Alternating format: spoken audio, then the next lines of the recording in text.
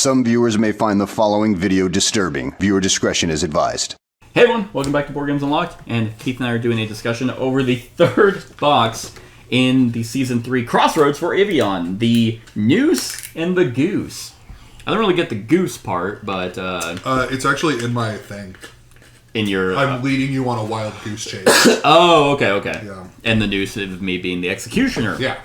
So the Poacher was actually the other archer in this entire set. And I gotta say, I'm very happy that it did not feel like it was just a repeat of the other archer. It felt very different. Yes. And then the Executioner also felt like kind of similar to some of the other up close people, but I don't know. He had some pretty. He hit pretty hard. He also hit pretty hard, but he had some weird like control. Yeah. Like of the map. Like I think at one point during this match, you were like, somehow you're the one who. Yeah, I'm the one who. The trapper is trapped. Yes. Which made me feel pretty good because I was able to utilize reach a lot by kind of crowd controlling with like Murder of Crows and Watchtower. So you don't want to get close to the Watchtower because then you get slowed and damaged. You don't want to get to the Crows because then you lose cards. Yep. No, I got trapped, like straight up, which is weird because you would think if you're building a deck for someone who's going to be like putting a bunch of stuff down, you would maybe throw more than... I only drew a single card that let me travel. That let you travel? Yeah. I mean, you can spend actions to travel. But like that's... I respectfully not enough. Not that I dislike playing this character. He is very fun. Yes. I just wish he moved more.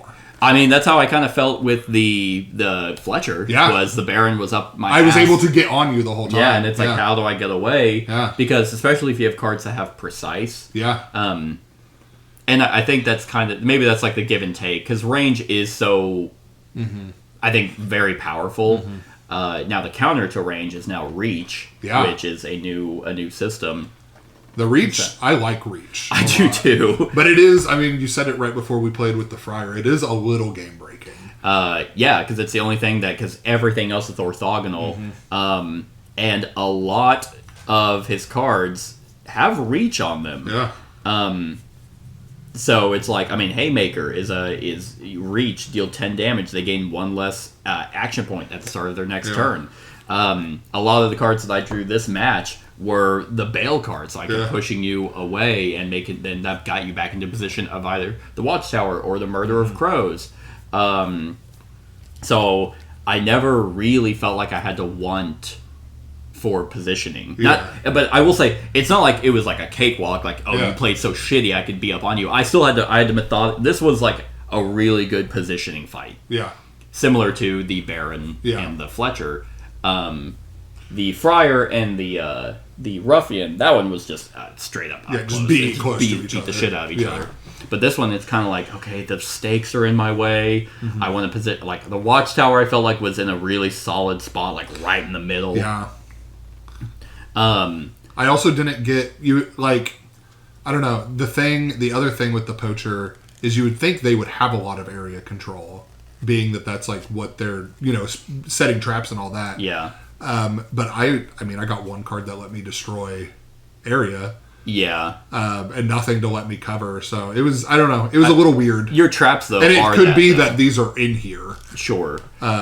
Your traps are your area control. Yeah. Because if I step into them, they spring up. Now, it makes it a little bit more difficult whenever I can reach. Yeah. So I kind of...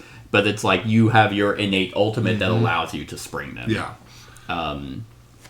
So the traps, I think, because they're so easy to place and so easy to spring, that they're not as powerful. Yeah. They're detrimental, and again, they do damage and do control. They're consistent. They do... Well, that one's pretty gross. But unlike the Master Arrow of the Fletcher, where it's like, I have to actually build this one arrow, and then it could pot... Like, it's like, this is going to be detrimental. It could chunk you. Yes, but... These are going to kind of bit you away. The highest damage I saw in here was 7. 7 damage? Yeah. But the Executioner's ultimate is... I thought it was funny, where it's like, after you successfully attack, and if their HP is less than 5, you just deal 4 damage. Kill them. You kill them. So, essentially... going into this fight, not only did I have a 5 hit point detriment to start, rough. I also have a 5 hit point detriment. I'm essentially 10 short on you. Yeah, there's another card he has in his deck that costs 4 action points and 2 mana. It's Reach, deals 16 damage to the target enemy. It's called Execute. Yeah. And then Hope Taker, Reach, deal 5 damage to target enemy. They discard cards with a combined resource cost of 3 or more, or the rest of their hand. So, but they also had some pretty cool cards of like... The fight wasn't uneven either. I mean, it was 11. 11. Yeah, it was kind of like the first fight. Yeah, pretty much. I will say this one, out of all 3, felt the most unbalanced. I would agree. It felt like, because I think at one point, I mean, you did finally get like a precise shot that added more that damage. Let me do stuff. Yes. Yeah. Unfortunately, we've had games, and this is just kind of the nature. It's of the RNG of it. Exactly. Is sometimes, and this game. I try not to blame the character because it is. I mean, there could be cards in here that solve all my problems. Right. I just didn't get them. Yes, exactly, and that's kind of the nature of any type of one. Like Magic has that exact same problem. And in this game, your only innate way of doing card draw, besides other cards that let you draw, are your initiative tokens. Exactly. So, it would unfortunately, it'd be kind of nice if overall you could spend maybe mana to draw, but... That would be great. Because there was a lot of times where I had most of the front part of this game, I had a surplus. Yes. I mean, I ended up having a surplus just because I was able to make you give me cards. Yeah. So it's like...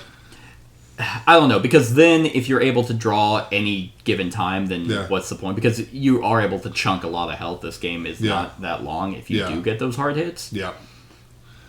So it's a double-edged sword, you know. Yeah, I mean, I would much prefer the RNG of being like, okay, cool, I got this card, because for the most part, you don't get screwed. Yeah, I'd say. No, I agree.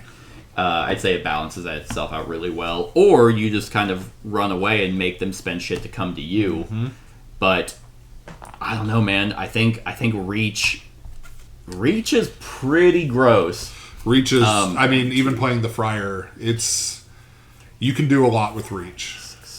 I'm counting how many cards. 7, 8, 9, 10, 11, 12, 13. There are 13 cards in a 40 card deck that have Reach. I mean, that's over a quarter. Yeah. I'm looking at the Friar because I'm curious on how many the Friar had. 1, 2, 3, 4, 5, 6, 7, 8, 9, 10, 11, 12, 13. Okay, so same amount of Reach cards. I wonder if those came from... No, those were in his deck. There are quite a few move cards in here. Yeah. They were just bottom deck. Yeah. So, I mean, it's just the nature of the beast. Yeah, you gotta take what you're given. The good thing is unlike games of like Commander where I play with Magic where you're getting mana screwed and it's still an hour of a game. Yeah. This is I'm getting screwed. It took 20 minutes. Yeah, 15, 20 minutes. So we'll just play again. Yeah.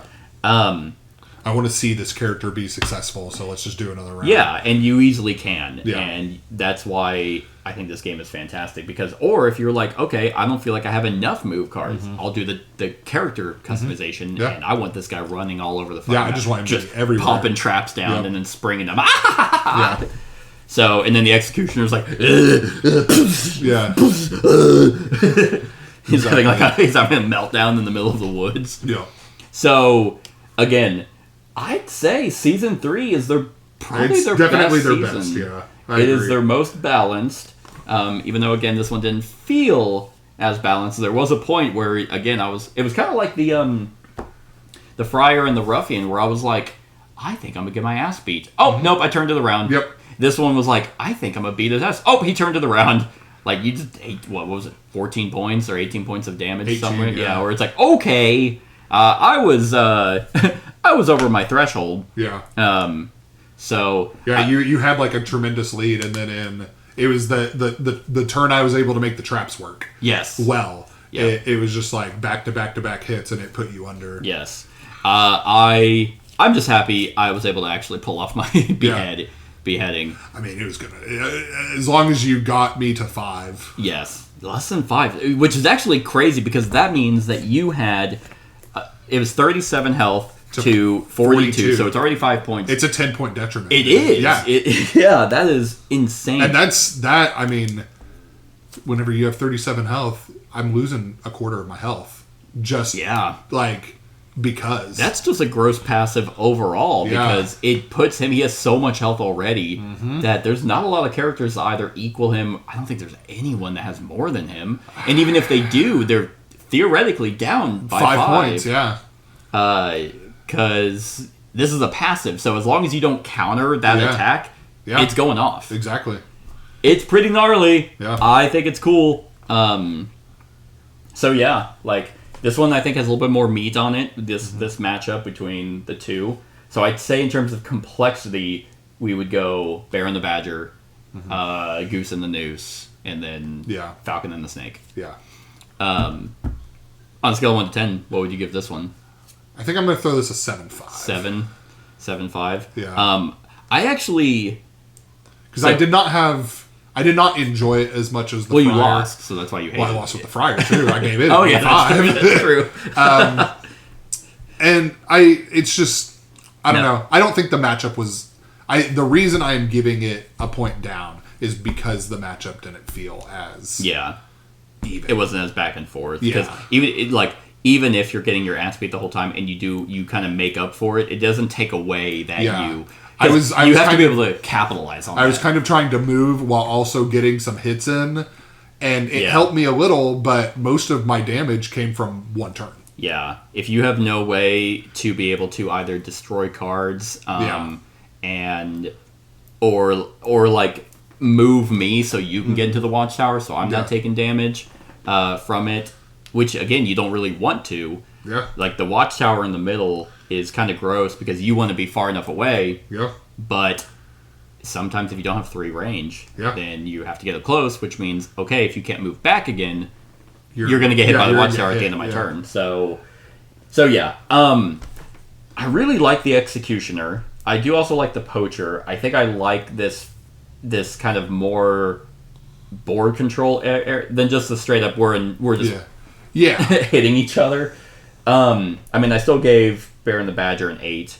I'm probably going to put this right in the middle. 8.5 is where I'm putting this one. I like it a little bit more than even though I did like the Ruffian and I like the Friar, I like both of these as well, but not as much as the Fletcher and the Baron. No, Fletcher and the Baron was fun. That was a solid one. We probably should have saved that one for last because it's just like it kind of went a little bit downhill. But again, like... They're all great. They were all... I mean, I think in Season 2... The Fox in the Forest, I think you gave that one maybe a 5. I don't think you liked that one at all. That one was straight up. That was not even. And then I think the Ram and the Raven were our favorite from Season 2. Yeah. And then the Runt and the Rhyme was also kind of like a really good one. And then of course the Hound and the Hare is clearly unbalanced, and the designers even say it is. Lady in the Night, I think, is also solid, and then Sun in the Stars is also solid. Yeah. So for the most part, I mean, I like the Fox in the Forest. I can clearly see why you didn't, because that one just felt way unmatched. But out of their 9 boxes, like 6 or 7 of them are really good. Yeah. One is kind of obsolete, so out of their 8 boxes. Yeah. They got a pretty good rate. And these are just the pre-cons. Yeah. Again, we haven't done any changing. Yeah. No deck customization. And they've all been the box sets pairings that you've matched. That's how we've been reviewing them. So in the tournament, they're all... I'd have to look through each matchup, but I'm pretty sure none of them are matched up against who they originally started with. Yeah. So now we'll actually get to see how they work against someone from a completely different pairing. And then if we like that tournament enough, do another tournament where deck customization's all random. Yeah. So that's it. You got anything else? No. All right. Well, that is our thoughts on the Goose and the Noose. Noose and the Goose? Goose and the Noose. Goose and the Noose. Let us know what you think of it in the comments below. Other than that, like, comment, share, and subscribe, and have a wonderful whatever time of day it is for you. Hey everyone, thank you for watching, and I really hope that you enjoyed the video. If you would like to see more of my content, go ahead and click that subscribe button and the bell to be notified whenever I upload any new content. If you feel like supporting the channel, you can go ahead and click that Patreon link to be taken to my Patreon, and any help is truly appreciated. Other than that, stick around for any other run-throughs or reviews or cool top 10s or whatever I feel like putting on. Other than that, like, comment, share, and subscribe, and have a wonderful whatever time of day it is for you.